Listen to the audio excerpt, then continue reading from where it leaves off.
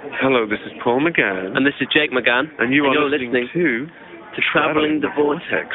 Ding dong.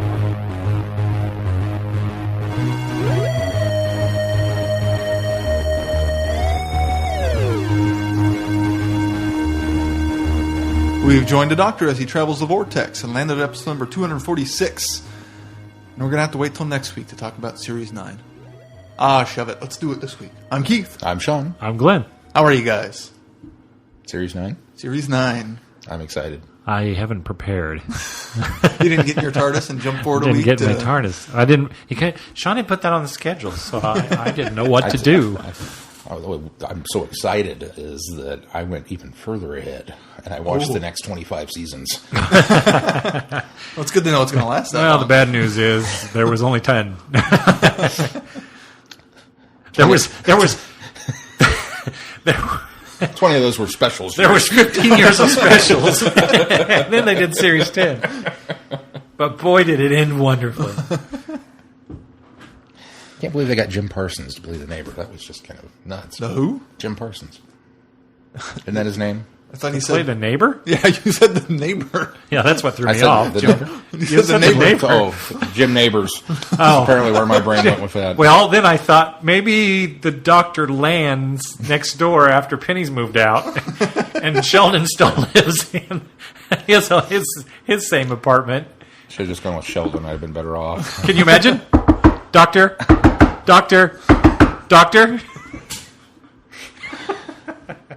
What? Especially if it's still Capaldi. And then the door just dematerializes. That was the ending. I cannot believe Capaldi talked him into bringing back the Chumblies, but you'll have to wait and see. I'm ready for the Chumblies to return. I'm not surprised by that, actually. No, not at all. You say you can't believe. I think it's inevitable. He set us on a path. And the sequel that Moffat wrote to Marco Polo. It was so awesome that they found those. Thankfully.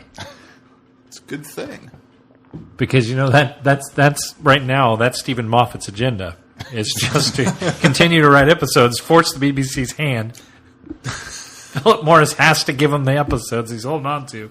The BBC has to pay for them so they can put them out, the amount. so that people will go back and go, hey, look, this ties into this, and now we can see it. Yep. So the prologue was released.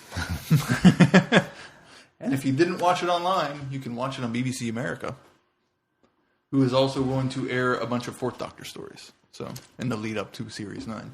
What do you guys think of the prologue? Wait, They're going to air a bunch of Fourth Doctor stories as part of the Doctor Who Takeover Week. Now, did they pick Fourth Doctor stories because they know those are going to be the most popular, most familiar in the United States?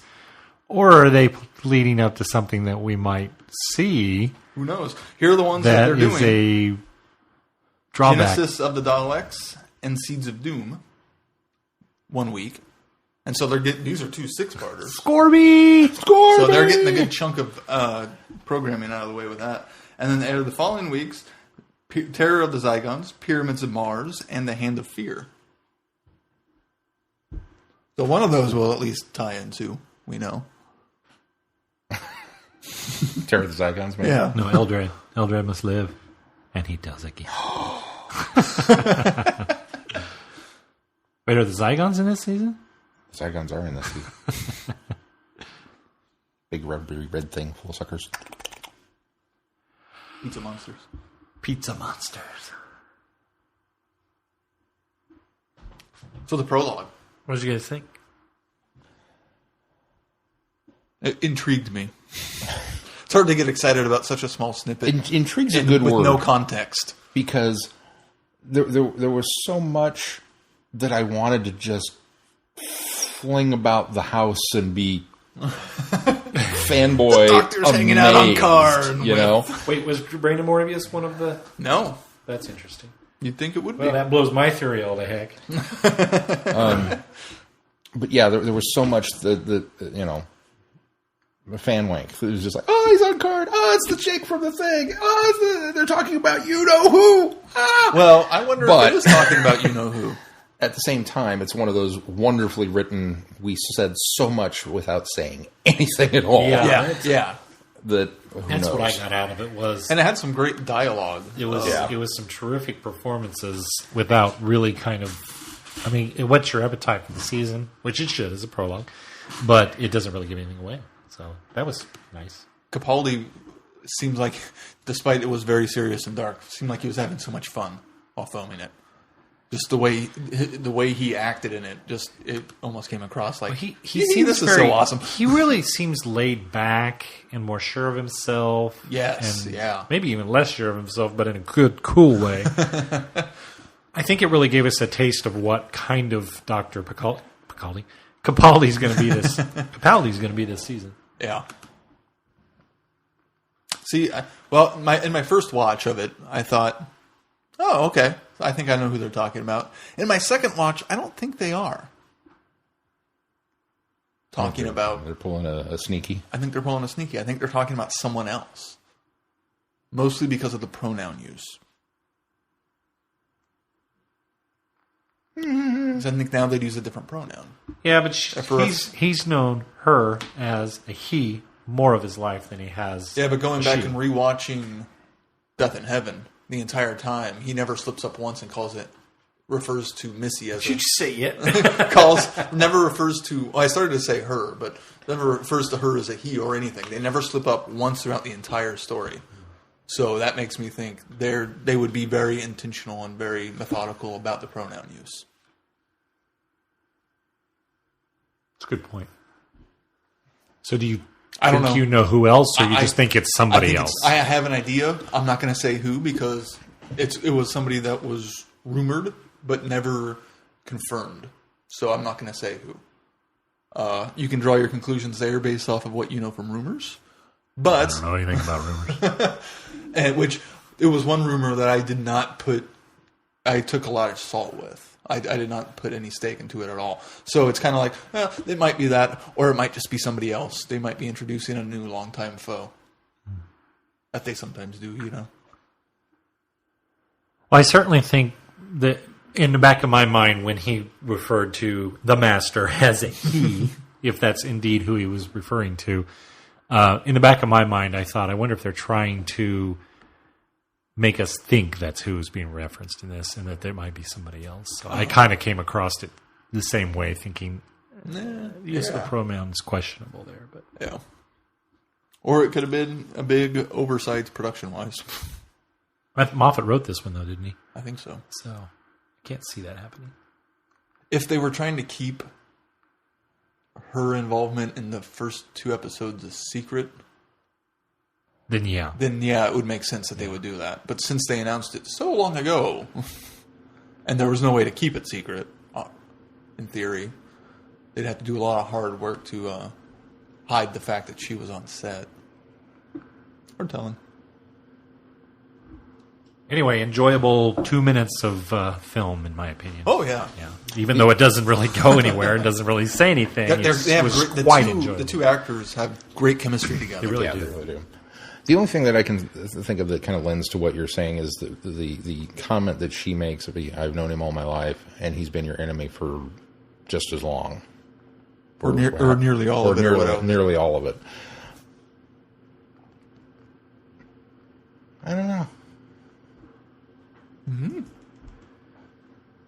That's what makes you think they are referring to the master? That's what makes me think that they might not be. Oh, okay. Because See, again, I have no basis of reference for any of this, but in my head, when the master talks about we were at the academy together, and I know a lot of this is from, EU bits that I've picked up from books or Big Finish or, whatever.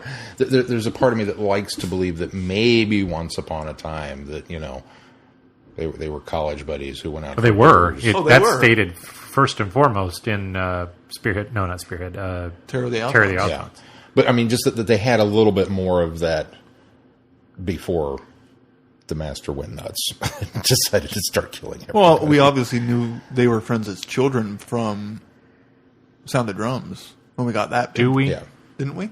I think I tried to think the same thing, and then I thought we maybe did. I was fooling myself because even though the doctor, when he's relating the story of the master to Martha and Captain Jack, he never really says he was there. He's just gives the Master's backstory, and he just may have known that from maybe I'm remembering living on Gallifrey and knowing who the Master was, or having gone to Academy with him and that's being friends at the Academy and understanding. Or that being divulged to him at that point as well, and so he just knows that about the Master's past. He doesn't necessarily know. Wasn't necessarily there or experience that. See, I got the impression, in my memory, at least, that they were friends up until the point where they looked into the untempered schism, and then that's when they started going their separate ways. I could be fixing it in my head that way. No, because I think at one point in Spearhead, the the Time Lord says you were friends at the Academy, or something to that effect, or when he was relaying that information to. Yeah. So I get the impression they were friends at the Academy, and somewhere beyond that is when they kind of parted ways. Oh, okay. I may be misremembering all this, but well, and it's interesting too because in the Five Doctors, when Ainley's master meets the First Doctor. He says, "Do I know you, young man?" And he says, "Believe it or not, we were at the Academy together." See, that's what I remember from Terror of the Autons, was that you were at the Academy. Is that just because he's referring to the fact that he has now changed bodies, that he's no longer even inhabiting an actual Gallifreyan body versus... That's kind of what I don't know. There's a zillion different ways you could interpret that particular comment. Well, yeah, because I think there's precedent for us for the fact that Time Lords will recognize each other despite the fact that they have gone through regeneration. Yeah. However, it does lend to that theory that he wouldn't have recognized him because he had borrowed a body, or stolen a body, not necessarily regenerated. So if he had seen the Master in any incarnation prior to the Ainley Master, then yeah, he would have recognized him. But he doesn't recognize him because he had stolen a body from somebody who we'll find out later who he stole it from. I know that at one part. point as well. So anyway, yeah, I don't think they told us much. No, they really didn't. We know that something happened recently. There was some stuff and some things, and that's about it. Well, shall we move on then? Our next bit of news, unfortunately, the final issue of the Four Doctors has been delayed. No! Right now, it has been pushed back to September 23rd. So, it's got a couple more weeks to go. As we record, 10 more days. But it was supposed to come out last Wednesday, so that's 2-week delay on it for some reason. We're not sure why, but just so you know, if you went to your comic book store and they didn't have it, hopefully you didn't yell at them and scream at them that they didn't pull your issue like they were supposed to. It was not their fault. Keep an eye out on September 23rd. And then our last bit of news. I really wonder why. I'm curious. It seems very natural to me for Titan to have laid this out the way they did, for this issue to have come out this week right before the start of season 9. It just seemed perfectly timed. And people could go get the comic, they could go see Death in Heaven, Dark Water in theaters, and then be ready for Series 9 when it comes out.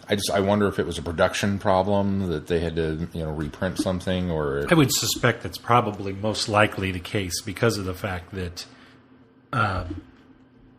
this was calculated to lead up to Series 9. So maybe they spoiled something. My conspiracy theorist mind went that way too, and I thought, nah. It's not just a 1-week delay; it's a 2-week delay, which would end both of the two parts of the opener. Which maybe it gave something away. No, it'd be only the first part of the opener. Part 2 airs the 26th. Oh, you're right. Okay, so maybe it's only the first part of the opener. So who knows? Who knows? Our last bit of news is there's 2 bits of Torchwood news, audio-wise. First, in the totally not surprised, I thought this was already announced. Eve Miles and Kai Owen are going to be in Torchwood. Forgotten Lives. So Gwen Cooper and Reese Cooper are getting a story. And then the other bit of news is that there's going to going to be a... Isn't Reese's last name something different? Didn't you Yeah, just it keep... is. Okay. You were doing a Rory Pond there, weren't Yeah. you? Okay. Let's see. It's Williams, isn't it? It might be Williams, actually. I think it's Reese Williams. Yeah, Reese Williams. I thought that and thought, nope, that's Rory's last name, so I'll just go with hers. Williams is a fairly common name. It's true. And then our last bit of Torchwood news is there will now, before the first series has even come out, they've confirmed that there's going to be a second series for Big Finish. Good. The Currently in pre-production, released for early 2016. And it's going to be 6 stories in March, starting in March. 1 month after the first series has concluded. So you won't have to wait long after the end of Series 1. what was the one they just released? Was it this week? It was the first one. Was the first one that came out. The Conspiracy. Apparently getting just rave reviews. Everybody that I have seen online that has, is on Facebook that is, they're pumping it up. Everybody has talked about, oh my God, yes. So, and they've likened it to pre-Miracle Day Torchwood versus, it is chronologically set after Miracle Day, but it is. Okay. That's apparently what's happening. But everybody's saying that the tone is more in keeping with what had come before. Very cool. When's that going to get on the schedule, Sean? I don't know. 3 years from now. We could do that sooner. No, let's do it 3 years from now. We are current on Torchwood. Let's go ahead and do it 3 years from now. Well, Series 1 will continue in October with Torchwood Fall to Earth. That's when the next one comes out. One a month. Maybe we'll do a special after they're all out. We can Series 1, all of them at once, like we do with Torchwood. Yeah. We can do a chunk of them that way. That'd be a good way to do it. Force Glenn to power through. Things I do for our listeners. I like Torchwood. I don't know why you don't like Torchwood. It's not that I don't like Torchwood. You don't like Torchwood. I liked season 1 of Torchwood, and I'm actually encouraged by the fact that they're going to go back to the original tone of the series, but... I really like season 2. And Children of Earth was a phenomenal story. It's just... dark. Yeah. No, that's fine, but it just... I don't know. I like my Captain Jack a certain way. I like a certain flavor of Captain Jack. I'm sure he can be any way you want him to be. So, do you like your Captain Jack as he appeared on stage at Dragon Con? That was kind of funny. And props to you, sir, for being able to pull that. I like John Barrowman as a person in any incarnation.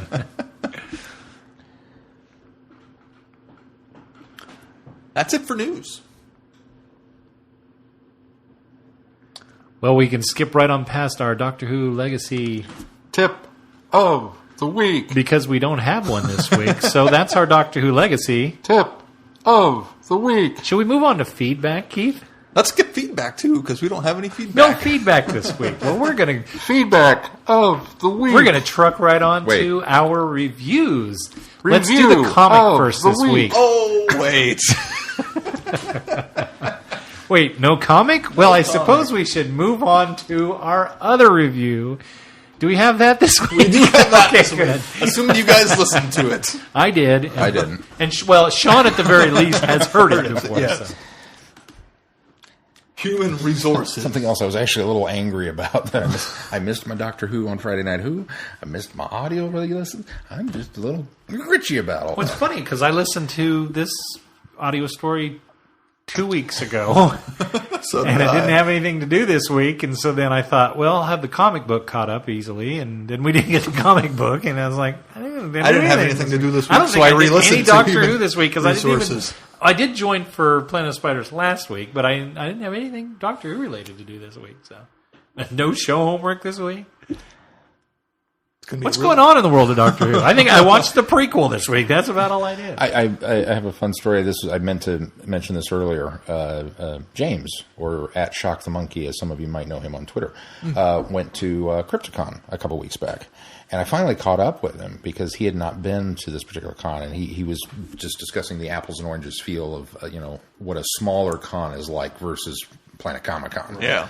And how shocked he was that it was that intimate. He had no idea what to expect going into it, and then all of a sudden it's just like there. But he specifically went for Eric Roberts to get his Doctor Who the Movie Master. And he said he kind of stood there, and he was feeling a little shell-shocked, and the handler was like, it's okay, you can come on over. And so he picked up the photo and got one of him in the dressing for the occasion. As you do if you're going to get a movie autograph. And he told him he's Well, if like, you're a Doctor Who fan. Yeah, if you're going to get a Doctor Who from movie. Eric Roberts. So he said, I just wanted to let you know that, your version of the Master I felt was just one of the best ones. He says, I really enjoyed it. And he says, I know there's been talk that I would like to see them in some way, shape, or form, bring you back as the Master. And he says, Eric Roberts lit up and just was the nicest, sweetest human being imaginable. Had a great 10, 15-minute discussion with him. He said he could not have been nicer. And then later he saw him on his panel. And he talked about how he felt that one of the questions that he asked was he felt that his portrayal of the Master was very much spot on with what he remembered from the show younger. And Roberts, again, lit up, and he talked about he was in London for something else when he had been approached for the role. And he was familiar with Doctor Who, so he went and did some research, and then apparently dropped into the voice and did the Master's voice on stage, because he's like, he's obviously taken over this guy's body. So you start off as this character, and then all of a sudden you're this guy, and just kind of did this whole thing and talked about. He had nothing but good things to say about it, and apparently it was just an absolute joy to talk to.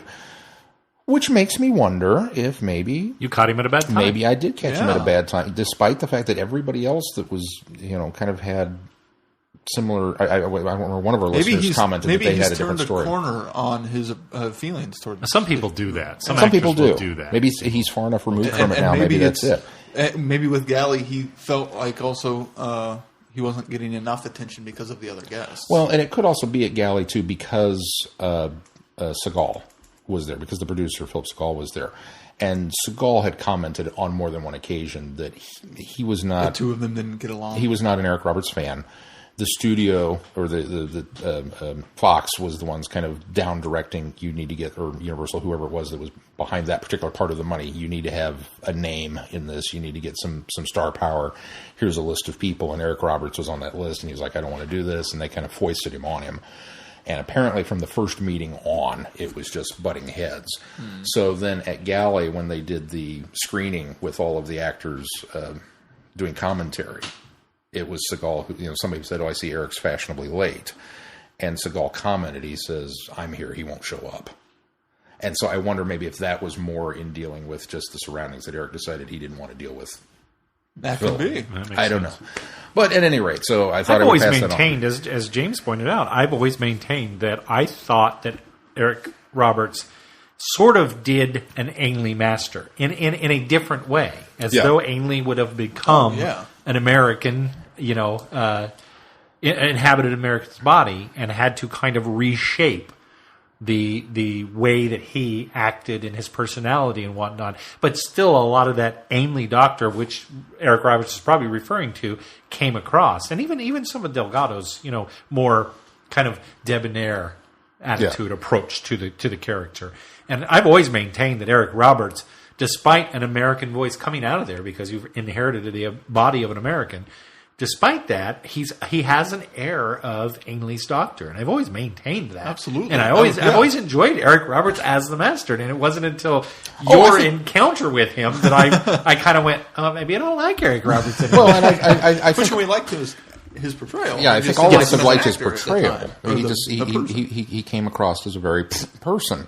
But I've always enjoyed his portrayal. But I wish he would have gone the Crypticon. If Eric listens to this show, I want to apologize for myself immediately that if you warmed up so well to questions about being the Master at Crypticon, then I have painted in my head an entirely different image of you, and I apologize.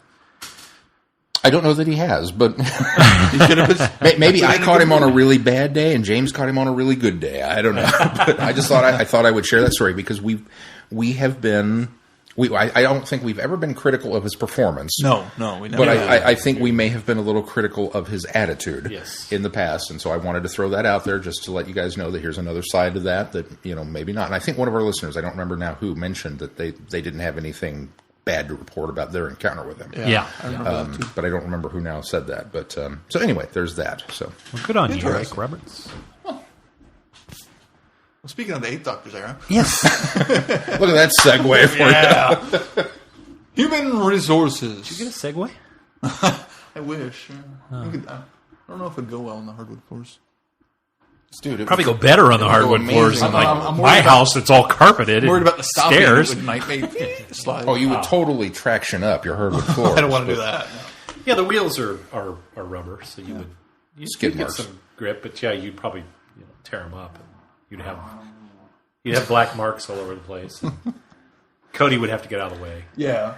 If you heard that, we got a new rug and he's making it his now. He likes it. Which I'm glad. We put it down and he didn't want to go. I was in the other end of the kitchen and he walked around it. Human resources. Resources. I've never heard Resources. anybody say resources before. That's interesting. Resources. Resources? Human resources. That's how they said it in the thing. Resources. Did they? They're That's British. Yeah. I get in trouble when I say Z instead of zeros. Or no, instead of Z. Yeah, I can't. Got my Anglo colloquialisms all messed up here. That's why you get in trouble. Yeah. Or schedule. We like schedule. I know you like We schedule. like schedule quite a bit. I get in trouble when I say it Americanized. I had a friend who used to work at. Listeners are going, please get to human resources. Okay, let's get to No, refueling. go ahead. No, It's a short show this week. Wait a minute. Yeah, go no for it. feedback. No, very little news. Well, he fancied himself British, and I had to keep telling this kid, it's like, look, you were born in Iowa. You could not be any further from Britain, and he'd never been, but he just adopted everything and decided that's that was how it was going to be. And so one day we were at work, it was at Blockbuster, and he says, I'm going to go out back and smoke a fag, and completely threw me off. I had to look it up. I was, cigarettes. Got it. Okay. Human resources. Lucy Miller has been headhunted to join the staff at Holbert Logistics, a respectable blue-chip firm in Telford. Great prospects, competitive salary. You don't have to be mad to work here, but wasn't she made for better things like traveling by TARDIS through time and space? The Doctor, meanwhile, has been fired into a confrontation with the most terrifying of enemies. Dun, dun, dun! I enjoyed, no. Oh, boy. Here's the caveat. I thoroughly enjoyed the first part of this story. Part 2, I thought lacked a lot. And nothing against the Cybermen showing up, but once the Cybermen showed up, it seemed like the story changed direction. It totally did between parts. And I completely appreciate the conceptualization of this story, but the performances kind of sort of went down. The meat of the story seemed to kind of level off, and there was no more. I mean, it was all one amount of energy the entire time. There wasn't this up and down that we had in the first story, which I really enjoyed because it was very roller coastery and you didn't know what was going on. It's very much a mystery. Once the Cybermen show up, then it's kind of just your average run of the mill. We got to stop the Cybermen, And it was kind of it was an interesting concept that it kind of gets to that. It was an interesting concept setting up the fact that the Doctor was responsible for unleashing the Cybermen in this situation. At one point I just kind of got into, wow, this was really good, it had a lot of potential, and then it became an average story, and I don't like that for an end of the season story. I thoroughly enjoyed it. Well, of course. Had the Daleks been the ones that showed up, you might have a slightly different tune. If it had taken this same approach, I don't know that I would have. I mean, it would have been better because I'd have been going, who is this? This is the Daleks. There they are. But we had the Daleks already this season. That's so true. It I might started have with the gone, Daleks. we've done this. Been there, done that. It was interesting that they bookend this With the season two- with the starting off with the dogs and ending with the Cybermen. So. Here's why this story rocks in a nutshell. Are you ready? Human resources. That was clever. I just That's it. That's all you need, man. You call your story Human Resources, and then the Cybermen show up, and it's not resources, it's resources. Genius. that's And clever. I didn't get it. I give them that. Until I wish the there was more- Cybermen showed up, and I went, I had that exact Well, and reaction. it works for both I know. because you get the job stuff. Oh, that's the from red first herring. part, It's just, but- yeah, I work in a shop. Human resources, okay. And then the Cybermen show up, and it's like, It feels like, while a brilliant idea, they didn't follow through with it, with the human resources aspect of it, because they didn't really convert anybody. no, they didn't. They didn't get Well, they didn't actually get to use the human resources. they didn't get to that part. I liked I didn't get to that part. the first part of it. I kind of agree with Glenn. It's tonally got a different feel than the second part. In fact, the first one, not to the same degree, but I feel is almost Douglas Adams-ish. Oh, a little bit, because it's this normal office building actually making a fighting machine and not realize it. I mean, it's totally, it's not done as funnily. Right. Funnily? It's not done as funny, but it's an I'll idea. allow it. It's an idea he would use. It's that kind of oddball, Yeah. off the cuff. which is really What? clever, really cool. And then And I love the fact that he didn't come up with this. He just usurped the guy who was in charge. He doesn't know how anything really works. I like the fact that, what's his name? Holbert was pretty much inept and incompetent at most of what he did. he, the first time I'd listened to this, I had not yet seen The Invasion. Oh, okay. After we watched The Invasion, and maybe it's just the Cyberman connection, I kept going, where do I know this guy from? Where do I know this guy from? And I went, oh, that audio. That was that guy. He totally was like that, but not as cool as Vaughn. Well, see, You know? but the difference is Vaughn was working for the Cybermen to bring them. Right. And Holbert was trying to defeat the Cybermen based off of whoever. I just felt like from a business standpoint, okay, they were I could see cut that. from the same cloth. Yeah. You know, but Holbert Different just didn't- agendas. Yeah, but he just same wasn't, cloth. wasn't as good about it. He didn't know what he was going to do. He, wasn't Holbert as was power the, mad. Holbert was the scraps I sort of like of the cloth. what I liked about Holbert, and I still maintain that this character was pretty much linear through the whole thing. He actually they didn't divert from his. No, he character. stayed in character the whole time. Yeah. I like the fact that Holbert, especially when it's divulged that he kind of took over from somebody else who had kind of started this process in motion. I love the fact that Holbert really kind of had everything calculated out and had the machine running, literally and figuratively, running very well, and had very rarely had any sort of problems or implications that cause problems or anything up until the Doctor comes along and becomes the chink in the armor. So I love the fact that this guy seems like he's got a real well-oiled machine going on, and then suddenly the Doctor throws a cog in the works, and it just kind of goes south from there. Well, and I really liked that that measure of the story. I thought that was really, really cool. But then it slightly undercut some of his great success. Wasn't because of him; it was because of the Time Lords and the Crystallizer. It did kind of So- under but that was also cool because of the fact that that's that why was, he's so there was competent. there was one more element to that, because he had this well-oiled machine, and then suddenly it was like, oh well.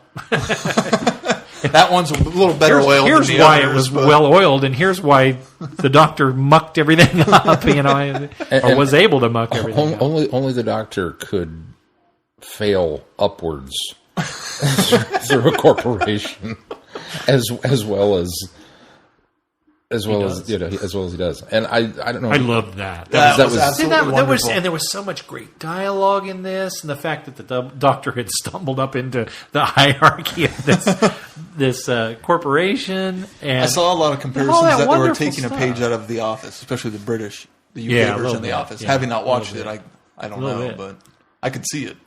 And I don't know if that would have worked with any other doctor. It just 8 was maybe 4. I could see 4 doing that. I could see 5 maybe doing it because he's a bit cleaner cut. maybe 2. Well, 2 kind of has done that. Look at the Ice Warriors or Troughton would have failed upward and then spent the day actually working before he realized what was going on.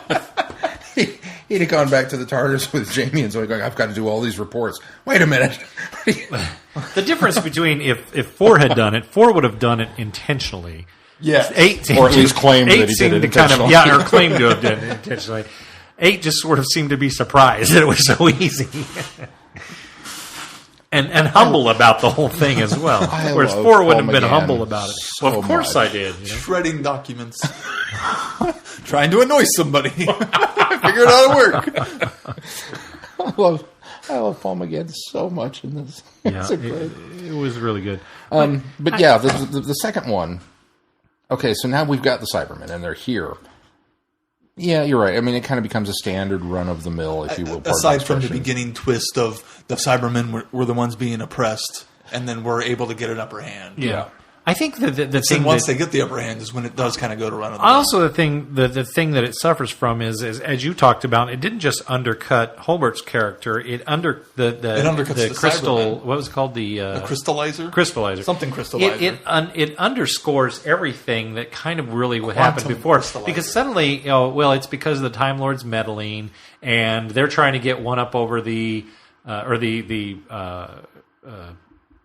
Time Lord. The CIA.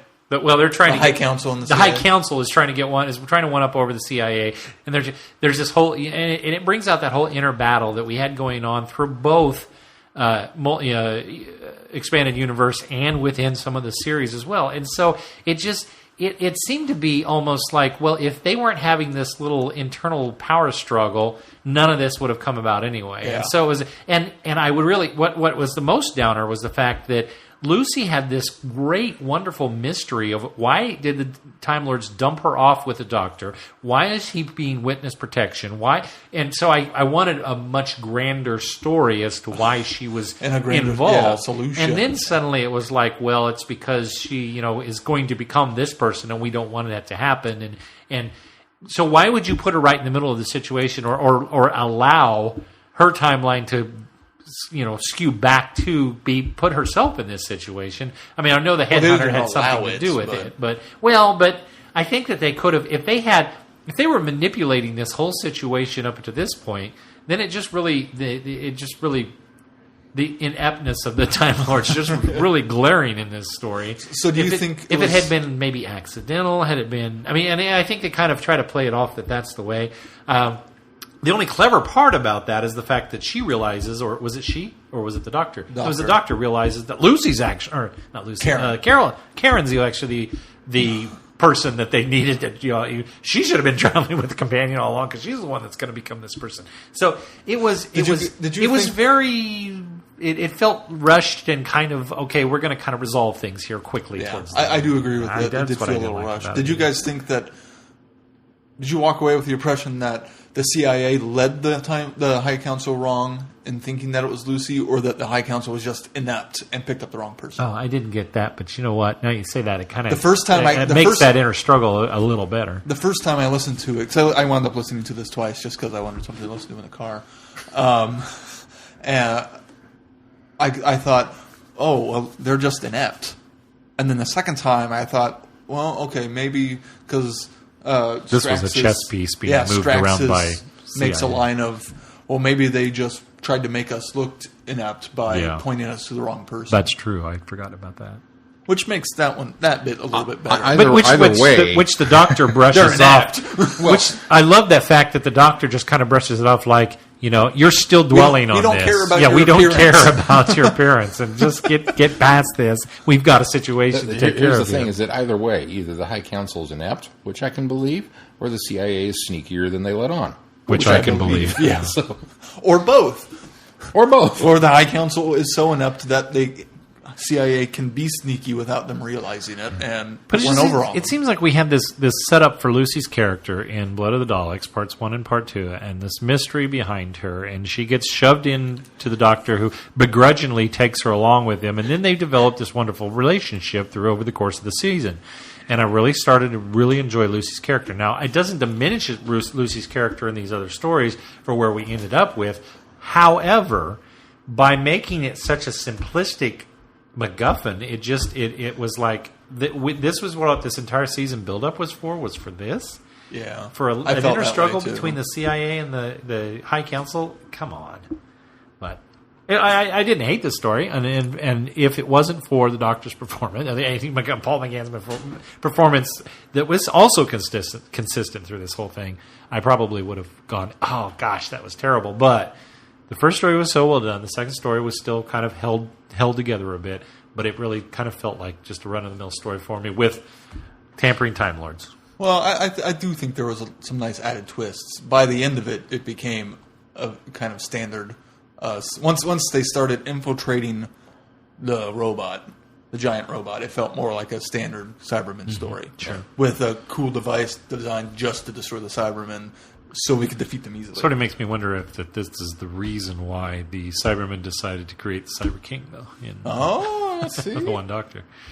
I enjoyed Next Doctor. the twists of the Cybermen were the ones being oppressed, and the Doctor inadvertently liberates them, and then has to go and fix it. I like that twist to the story, and it gives Paul McGann another excuse to go, stupid Doctor.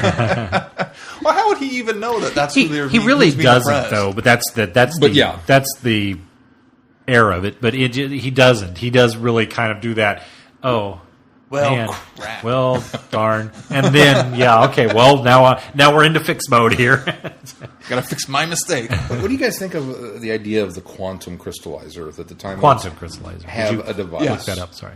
that allows you to mitigate an outcome? That was another problem I had with it, and the reason being it's is such an because easy solution. that's just it. You tell me that the Time Lords have a continuity device and a what'd you call it? Crystallizer? A quantum crystallizer. I looked and that they up. I have didn't remember. a reality bomb, and they have all these. They don't have a reality bomb, but they have all of these different things, and they couldn't get past the stalemate of the Time War. It took the moment, which they also had in their arsenal. It's almost like they.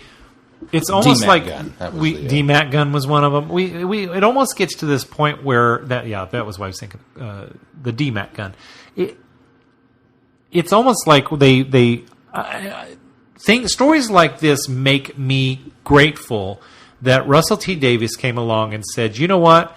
We're going to have a time war. We're going to get rid of the Time Lords, and then we're going to just have the Doctor on his own, so we don't have to worry about all this mess that's going on, because authors and creators and writers continue to bring up these things that really elevate the Time Lords to this level of, we all should be scared of them, because they've got these devices that I'm surprised they haven't used on anybody, because if you can manipulate the outcome of something based on a quantum crystallizer, mitigate an outcome based on a quantum crystallizer. Why don't you just use that in every situation? Quit picking the Doctor up to fix your stuff. Use a quantum crystallizer and just fix it that way. I mean, but it goes to show also how inept overall the Time Lords are, is the fact that they need the Doctor to come in and do these things. Because maybe even this with is a these new great thing, devices, too. they that's can't the do problem. Is it just continues to lend to the ineptness of the Time Lords, which I think that the series was getting to that point anyway, and I think that's why Russell came in and said, "Okay."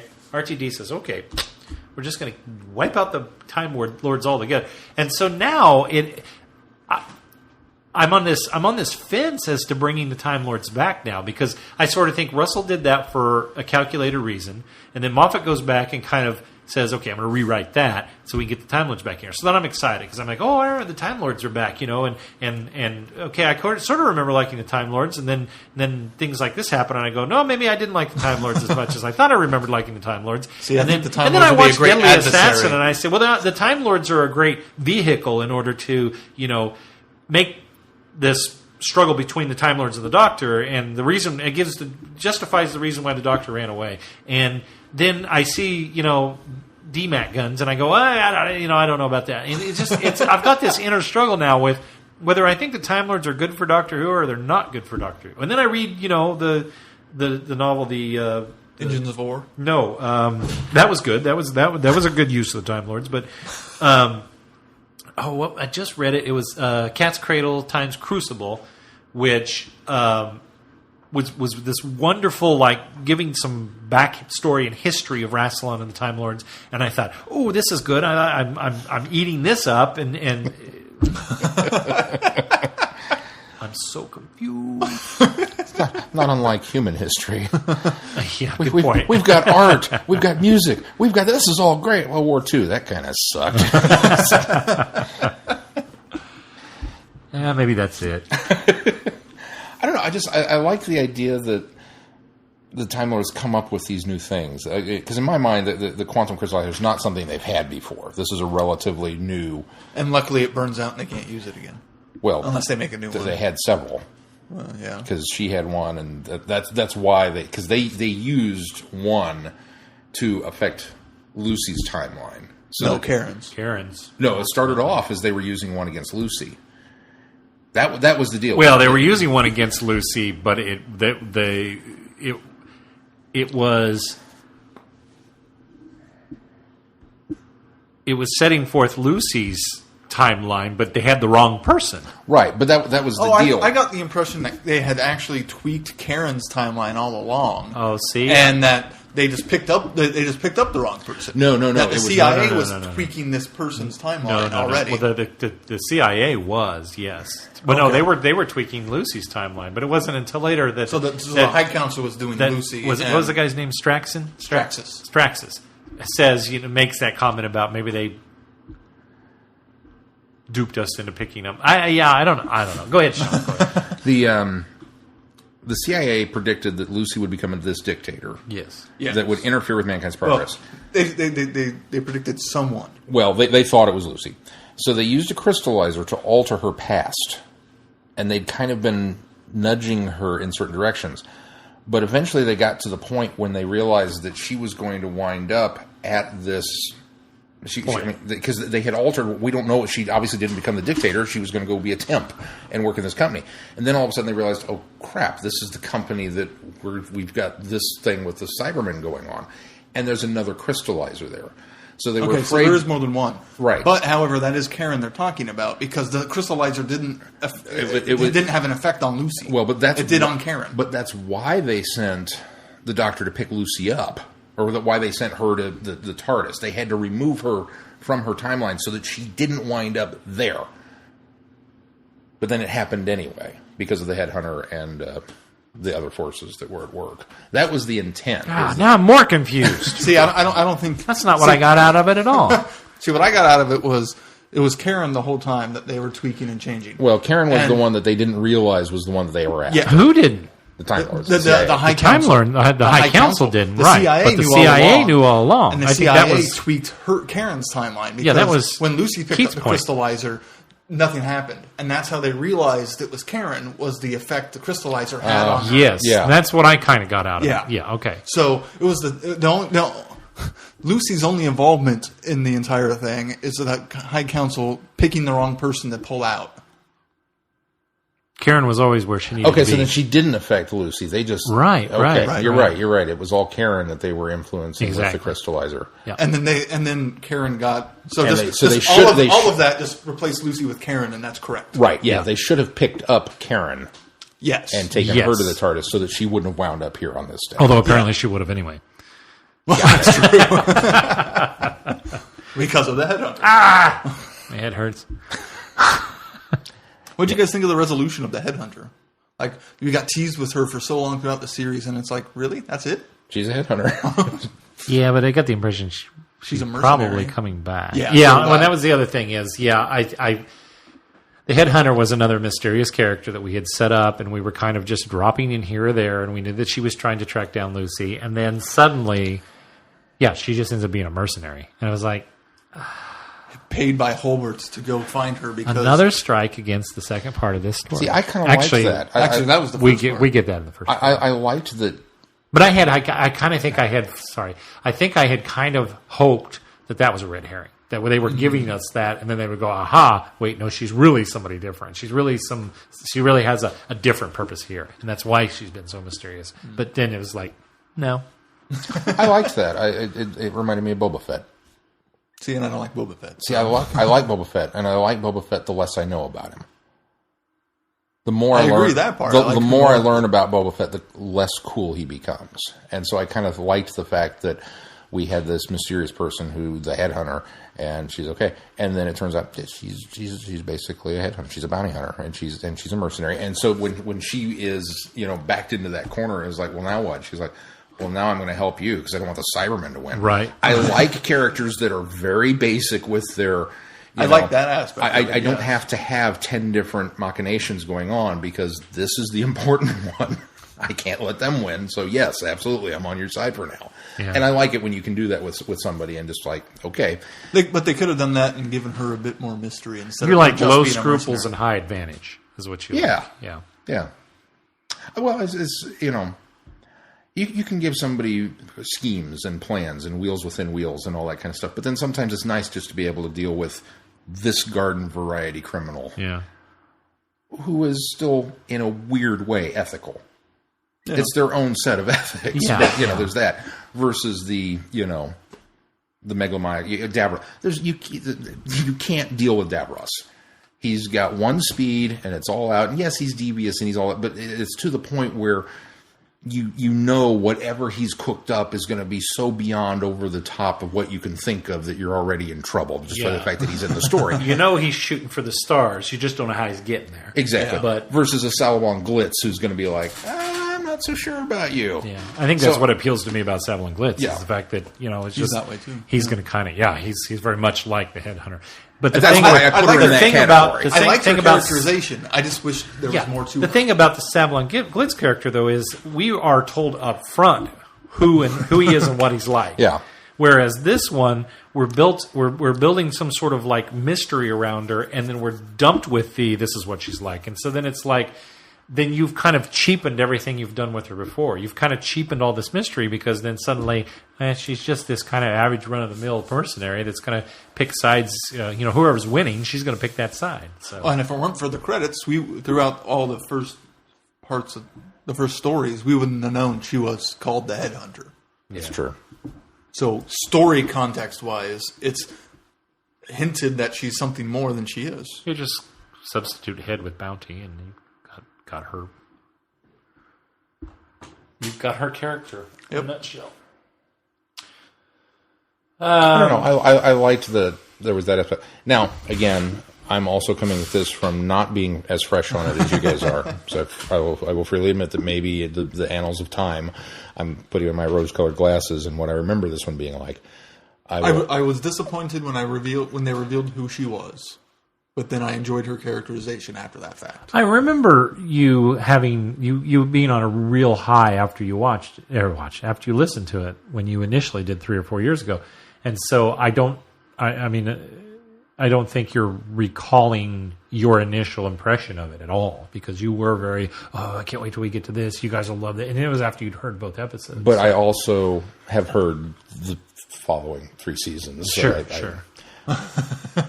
I have insider information, and not that there's I don't want to build it up for you. There's not. I don't want to say that there's anything super huge that this episode pivots on later, but just that there is more of these characters in the story. Well, you get the impression at the end of it that the Headhunter and Karen's coming back. And obviously Lucy's coming back. Yeah. So, Anything that they did in this story was not near as bad as some of the stories that we spent in the Divergent universe. So this already gets high marks for me just based on all of the Eighth Doctor's material that we've listened to Glenn so gets far. his Eighth Doctor Big Finish audio checklist out. Divergent universe, yes or no? No. There's some divergent universe. There's 52% some rating. divergent universe that gets high ratings, but there's a good chunk of it that really kind of knocks the entire story arc way down. I'm with you. Agreed. I'm right there. I don't know if I brought this up last time we did. I think it was probably The Girl Who Never Was. I love how Big Finish does the Cybermen voices. I absolutely love it. The mesh between 10th Planet and Second Doctor. Well, I think they're even. voices. I think it's even more so in this story. Yeah. Did you listen to the Beyond the Vortex specials that were on? They were accompanying these. The interesting thing is Nicholas Briggs talked about how when he was invited to do the Cybermen voices for Age of Steel and Rise of the Cybermen, he approached it first with the Cybermen voices from the 10th Planet era. And they said, that sounds fantastic, but we can't have it so high-pitched. And so what he did is he brought it down and still did a variation of the 10th Planet style, but gave it more of the David Banks era sound for the television series. But he felt like he had sort of brought it down too much, so that when he came to this one, he then again reintroduced the idea of let's go clear back and do the 10th Planet Cybermen, and was again said we can't have this really high pitched. But so what he did is he brought it down to a level where it became a perfect meld compromise of both of those sides of the Cybermen. So you really still get that 10th Planet cadence of the Cybermen's voice and a bit of that electronicized sound, but you also get a more normalized voice pattern so that it is, first of all, recognizable and doesn't make it sound like a comic book, or not comic book, a cartoon character. So I thought that was quite interesting. Okay, so this was the first one where he did that more. Well, I got the impression he had already done some Cybermen stories within the main range. I remember The Girl Who Never Was, there was the bonus material with that where he talked about wanting to try to invoke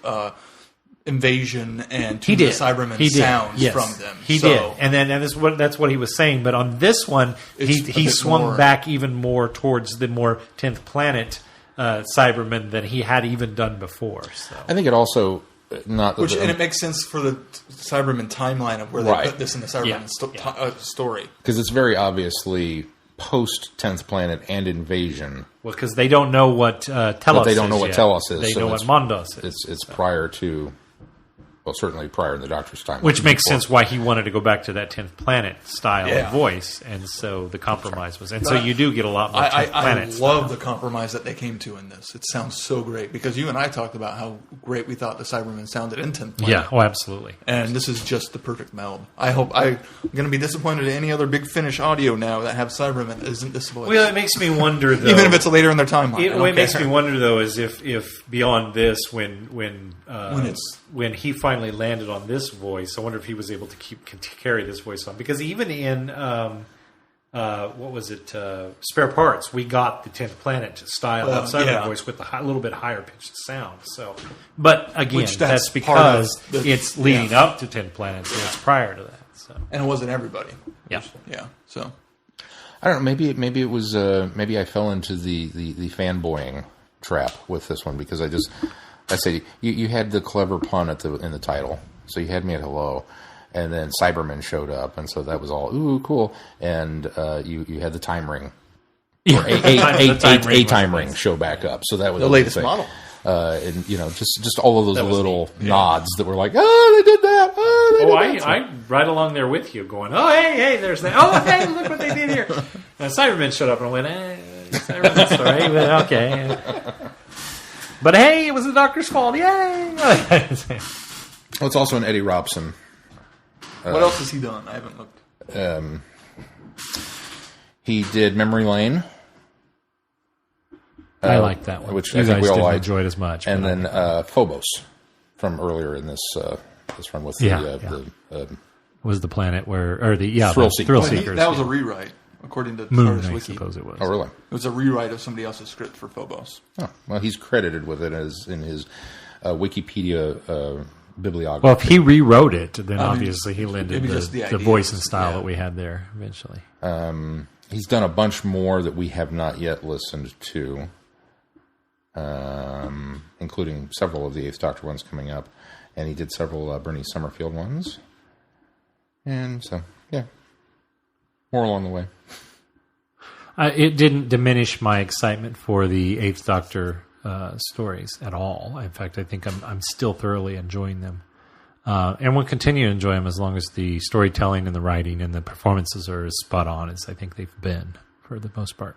Agreed. What we got coming up on the schedule? Well, next week on the schedule, a slight change in the programming. If you are a regular who follows along for Friday Night Who next week, or this week, will be a special Saturday morning edition of Friday Night Who. It will be Saturday morning at, I think I had tweeted out 11 last night, and I apologize for that. It is actually, if I'm looking at the schedule here correctly, 10:30. Is that right? I haven't looked at the schedule, so I don't know. It's at 10:30. Again, I said, Sean takes care of the schedule. As long as he puts me in the right place, I'm golden. Now I'm kind of worrying about the trust that I've put in scheduling. Well, he didn't schedule this. This but is the thing. He's in charge of our schedule based on other scheduling. So I'm go up to events. There will be right there. Click that. There will be a post on our websites Friday. Now scroll down, having the definite time for sure. As I am understanding, I'm pulling this from the TopCon website because we will be at TopCon this weekend. And as I am reading this is what I understand this to be: is at 10:30 a.m. on Saturday that we are doing the rescue, and so that's when we will do the official Friday Night Who on Saturday morning at 10:30. But check that over just to make sure that's that what I'm looking. See here too. Okay, but the PDF I looked at earlier said 11, so we might need to reach out and confirm. Okay. And then, of course, the big news doesn't really matter what we're watching for Friday Night Who this week because we're not going to be talking about it. We're going to be talking about TopCon. And if you're in the Topeka area, you should definitely come down and see us. And there's a Whovian meetup on Friday that we're going to be a part of, and we're going to obviously be doing the Friday Night Who on Saturday morning there, and then we're going to be doing a panel. And talking and, I don't know, maybe live podcasting if we can figure that out. I don't know. We're going to be doing all kinds of cool stuff. But Saturday night is where it's at because Saturday night is Season 9, The Magician's Apprentice. Our podcast is a live recording of the podcast. We're not actually going to be on streaming live we at could, that though. time. No, we can't. So we're not going to do that. We're not set up for that, It will Sean. be a live... It will be recorded in front of a live studio audience. We could get on Twitch and send it out live, couldn't we? No, we can't. So quit saying that. Ever? Maybe someday down the road, yes. We'll figure that out, Glenn. You've got a week. Yeah. Anyway. No, that's why it's not going to happen this weekend. So, Magician's Apprentice Saturday night, which of course will be our show for next week. We will be covering all the goodies that happened and transpired at TopCon, which we certainly hope that you can join us there. But we will also be talking in a nauseating amount of depth about Season 9's start. And no, I don't have anything posted beyond that because I'm kind of still waiting for confirmation from the BBC that there are more episodes coming. So far, I've only got the date and time, which I guess was another news article that they've confirmed the time. In the UK. In the UK, but it doesn't affect us here because it'll be 9 o'clock on BBC America. But actually, you'll know when to start avoiding social media. Is what you'll know based on that. If you live in the United States, make sure you do some calculations and figure out you know the time that it will be starting in the UK. Then you know that it will be time to start avoiding social media at that time. That is the 6-hour difference part of that lineup. So yes, I will get more scheduling posted. We're hoping to. Maybe not necessarily pair up. Well, no, I'm always hoping to pair up. As we've done in years past when the new series starts, we like to try and, in some way, shape, or form, tie in with what we're watching for Friday Night Who with things that we've already reviewed. And I'm very much wanting to do that, but until I kind of sort of have an inkling with some episode titles, I don't know. And so I have a schedule that's put together that could be scrapped at a moment's notice in case they give me a different title than what I suspect. We could start posting a few at a time. Yeah, and we might have that way to. some people know. I like the idea of doing two-parters. I can't go any further than that. So maybe not. But it's, as soon as we know, you will know, faithful listener. And obviously, if you are a faithful listener, thank you very much for that. If you're a new listener and not so faithful, well, thank you for that too. And we hope you enjoyed the ramblings that go on here at Traveling the Vortex. And if you enjoy them immensely, please feel free to donate to our Patreon account. Because while the podcast itself is free, the support of the podcast is not. We have a lot of things that we need to do on the back end that go into this. We have to refill the coffers, so we will be doing a pledge drive soon. I printed the last bit of goodie bags for our current run of Patreon subscribers. I promised last week they would go out in the mail soon, and I can reiterate that they are being assembled by our crack team of Martian slaves. That we have slaves? We have Martian slaves. Huh. With very thin fingers that they can... They didn't have anything to do after the Ice Warriors froze over. Yeah. They're actually elves. Don't tell Glenn. He'll go all fanboy Santa on us. And so they are... You stole Santa's elves? That's what they do in their off-season. Yeah, we got to get done before Christmas. Anyway, once the holidays hit... That's why they keep pushing... Halloween earlier and earlier and earlier, so they get Christmas earlier and earlier. But I've got them locked down until the end of September. So I'm taking full advantage of those elves, man. Santa outsources the elves the rest of the year. Yeah. Well, he only runs a skeleton crew over the summer. Well, I mean, sure. Well, he's on vacation over the summer. He's sunning on the beach. You know. Yeah. Anyway. So that'll go out.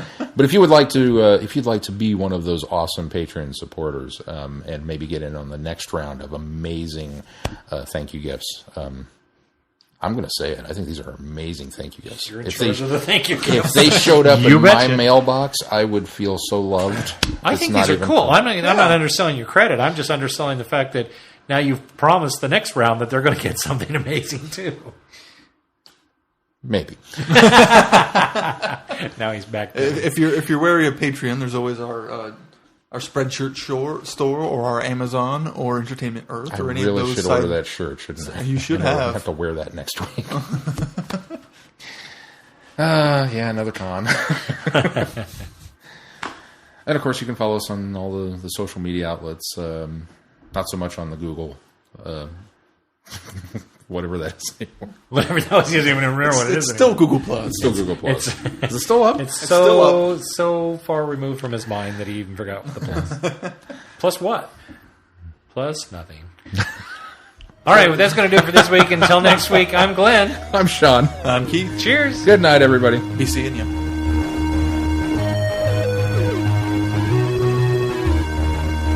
You have been listening to Traveling the Vortex. Doctor Who and all of its associated programs are owned and trademarked by the BBC.